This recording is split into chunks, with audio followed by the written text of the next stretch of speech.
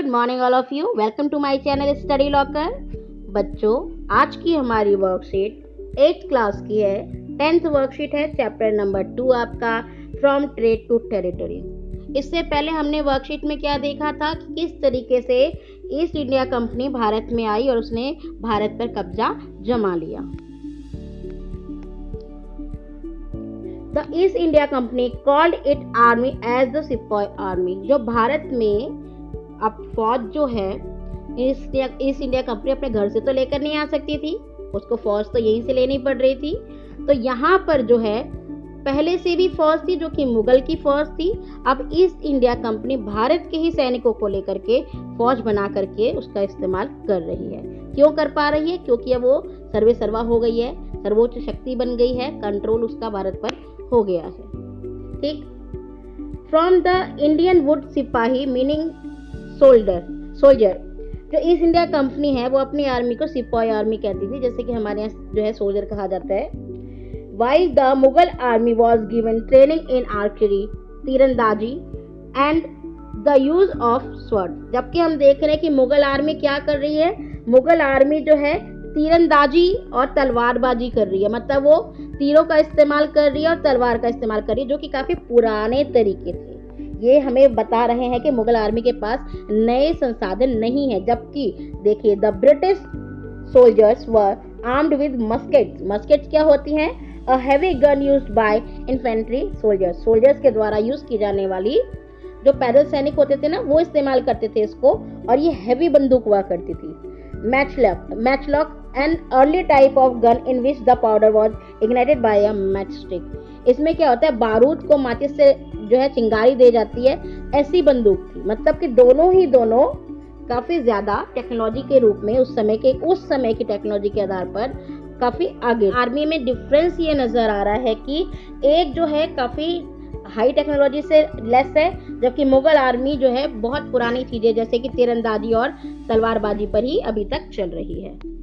अब आपको दिया गया है कि मुगल आर्मी किस तरीके की थी और ब्रिटिश ईस्ट इंडिया कंपनी की फौज जो है वो किस तरीके की थी। मतलब कि उसमें क्या चीजें कॉमन थी या उनमें डिफरेंसेस क्या थे, देखते हैं।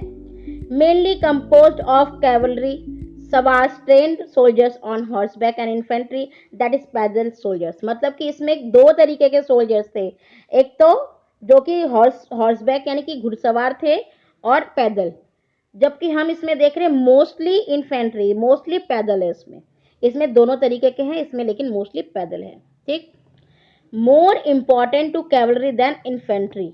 इसमें क्या है, आप देखिए, इसमें जो है सवार जो है वो ज्यादा है, इसमें कैवलरी ज्यादा है इन्फेंट्री के मुकाबले। ठीक। मोर इंपॉर्टेंस टू कैवलरी, कैवलरी को ज्यादा इंपॉर्टेंस दी गई है। लेकिन हम क्या देख रहे हैं, more important to infantry than cavalry. यहाँ पर जो सवारों की जो संख्या है ना वो कम है, जबकि पैदल सैनिक ज्यादा है। यहाँ पर हम देख रहे हैं, यहाँ पर पैदल सैनिक पर जोर दिया जा रहा है, यहाँ पर हॉर्सबैक वालों को यानी कि घुड़सवारों को उसके ऊपर जोर दिया जा रहा है। ओके। अब हम देखते हैं कि मेनली ट्रेन इन आर्चरी, तीरंदाजी and the use of sword. हम यहाँ देख रहे हैं मुगल आर्मी क्या कर रही है, तीर चला रही है और जो है स्वॉर्ड यानी तलवार चला रही है। और ब्रिटिश इंडिया कंपनी की आर्मी क्या कर रही है, मेनली ट्रेंड इन गन फायर फाइट। भाई बंदूक का इस्तेमाल कर रहे हैं, वो भी ट्रेन है वो। आप देख सकते हो, एक जो है अपनी तलवार चलाता रह जाएगा, दूसरा बंदूक धाए से कर देगा। मतलब कि ये लोग काफी ज्यादा वेल ट्रेंड हैं। ठीक।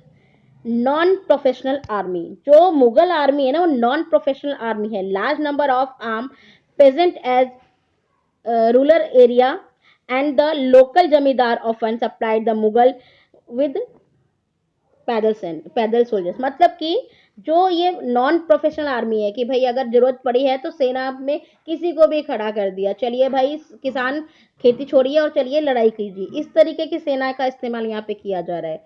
जबकि ईस्ट इंडिया कंपनी हमें हम देख रहे हैं soldiers were subjected to European style training and work professionals. यहाँ पर उन्हें अच्छी खासी ट्रेनिंग दी जा रही है, प्रोफेशनल है। तो आप देख सकते हो कि कितना डिफरेंस हमें इसमें नजर आ रहा है। ये प्रोफेशनल एक सेना है और ये ऐसी सेना है कि जिसको एट अ टाइम क्रिएट भी किया जा रहा है।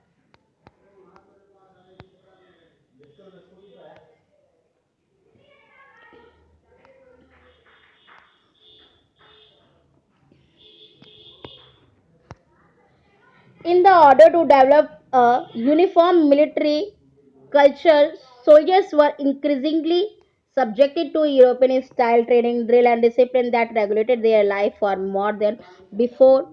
इसका मतलब है कि जो सेना है उसमें अलग अलग तरीके के लोग रहते थे, लेकिन जो हमारे भारत के लोग हैं वो इस चीज़ को मानते हैं कि भाई हमें इस तरीके से जो है डिसिप्लिन में रहना है या वगैरह वगैरह।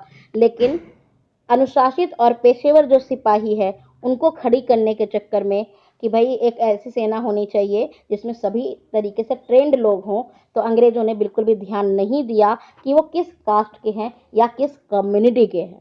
ठीक, लेकिन हमारे देश के लोग जो है इस चीज़ को मानते थे, कम्युनिटीज़ को मानते थे। जैसा कि आपने देखा होगा 1857 में जो रिवॉल्ट हुआ था उसमें यही था कि रॉयल एनफील्ड नाम की एक राइफल थी जिसमें चर्बी का इस्तेमाल किया गया था, गाय और सूअर की चर्बी का। तो ऐसे में जो धार्मिक जो भावनाएं थी वो आहत हुई और जनता जो पूरी जनसंख्या थी उसमें हिंदू मुस्लिम दोनों थे, तो दोनों तरीके के सैनिकों ने इसका जो है खंडन किया और काफ़ी बड़े पैमाने पर विद्रोह हुआ। इसे प्रथम स्वतंत्रता संग्राम भी कहते हैं, first independent revolution.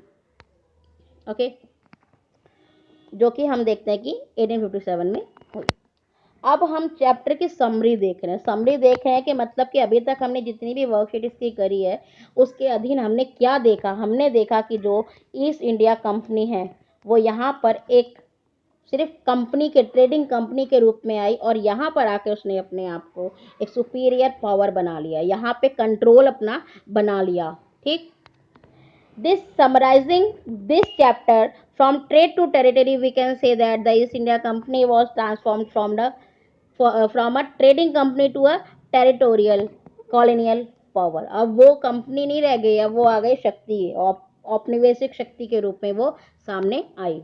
The arrival of new steam technology in the early 19th century also added this process। जो इस समय की टेक्नोलॉजी थी वो और ज़्यादा आई। 19वीं शताब्दी में हम देख रहे हैं टेक्नोलॉजी ज़्यादा आ रही है क्योंकि औद्योगिक क्रांति हो चुकी है, तो टेक्नोलॉजी ने भी काफ़ी ज़्यादा हमारे देश में अंग्रेजों के आने को बढ़ाया। वो कैसे बढ़ाया?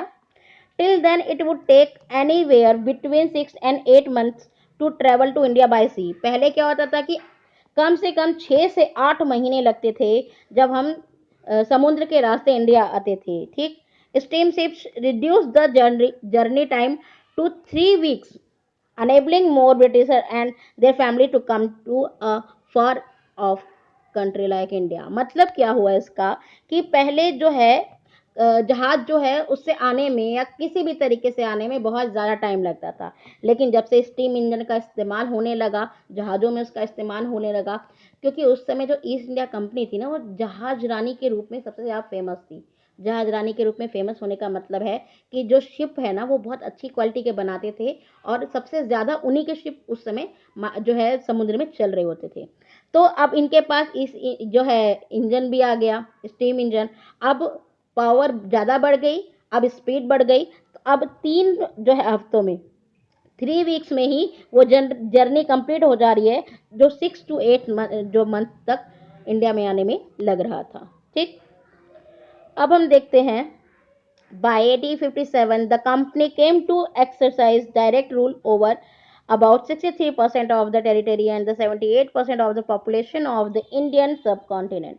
हम क्या देख रहे हैं 63% लगभग कब्जा भारत के ऊपर, भारत के टेरिटरी पर ईस्ट इंडिया कंपनी ने कर लिया। भाई बचा क्या, 63 पर जो है इन्होंने डायरेक्ट कब्जा कर लिया और जो बाकी परसेंट बचा उसके ऊपर इन्होंने इस तरीके से कब्जा कर लिया अप्रत्यक्ष रूप से, जैसे कि अपने जो है कठपुतली सरकार बैठा देना। जैसे कि राजा वहाँ पे बैठा है, जो शासक बनाया वो अपने अकॉर्डिंग बना दिया, उसको कहा कि भाई तुम मेरे अकॉर्डिंग काम करते रहो, हम आपको सपोर्ट करते रहेंगे।